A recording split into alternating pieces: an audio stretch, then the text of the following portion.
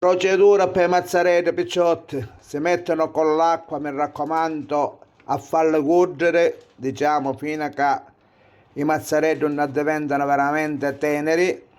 Effettivamente dopo il brodo ci ho levate, ma un luittato brodo, che effettivamente fa bene per intranare, se voi vedete, è come una tisana, è amara, ma è buona, però fa pisciare, diciamo, fa sistemare lo stomaco, fa gettare aria, insomma, si poliziano tutto il sistema vegetale e tutte cose. Dopodiché si scolano i mazzaretti, si fa una pastella con l'uova di casa di Villarosa, veramente quelle originali, formaggio pecorino, effettivamente, e pepe, sale quando basta, si mesca tutte cose e si fa una bella frocia che il mondo sconosce di Villarosa.